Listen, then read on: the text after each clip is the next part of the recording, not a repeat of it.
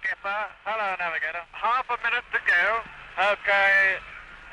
Hello, engineer. Skipper here. Yeah? Will you put the revs up, please? Yeah? Okay, keep weaving.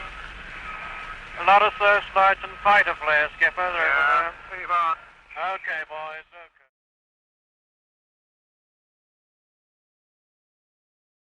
Everybody uses a radio, whether that is in your car or in your house or on your computer or mobile device. They were also used over 75 years ago in World War II in the air.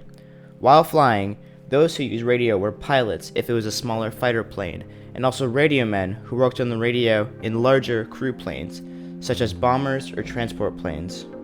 These radios have been in development for over 20 years when they were being used in the war.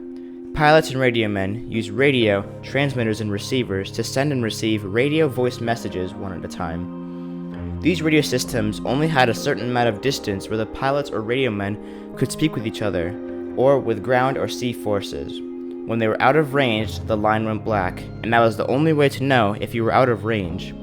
If the line goes black, the pilot or radio man must quickly change the radio frequencies to another channel, or the pilot must fly back into range. Going out of radio range was a dangerous move, because there was not always another radio man waiting on the other side for you.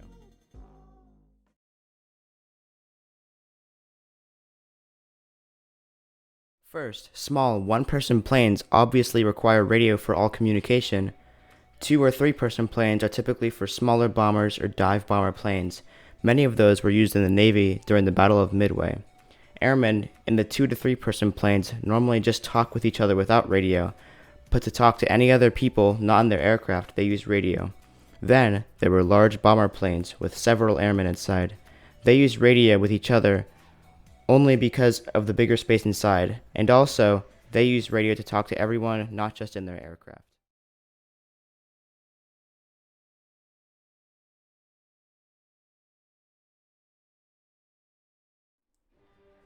These radios built into planes enabled long-distance communication. During the war, a World War II pilot life expectancy was 19%, meaning every time a pilot flew into battle, they had a 19% chance of landing their aircraft.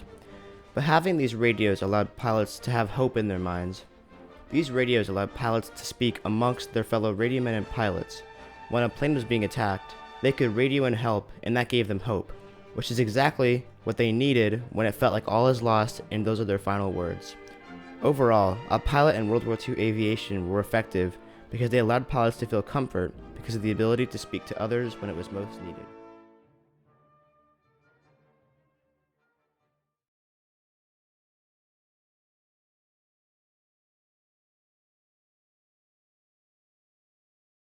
Hello, Bombardier.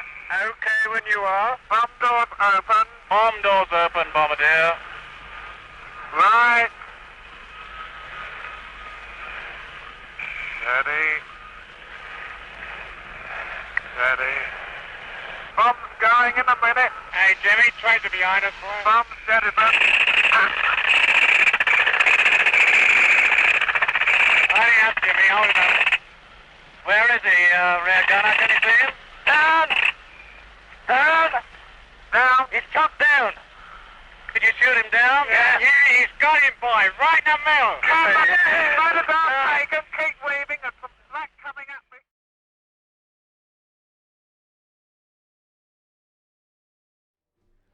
Those who took advantage of the radio built into the plane did the right thing. The radio shaped the war in the air.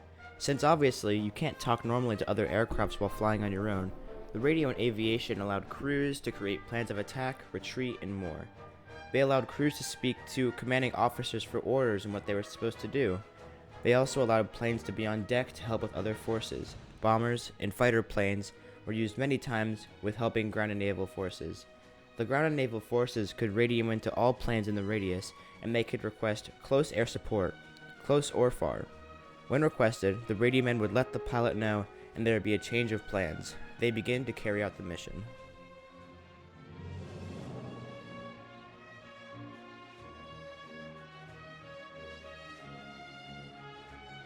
World War II was a tragic time in history. Many lives were lost.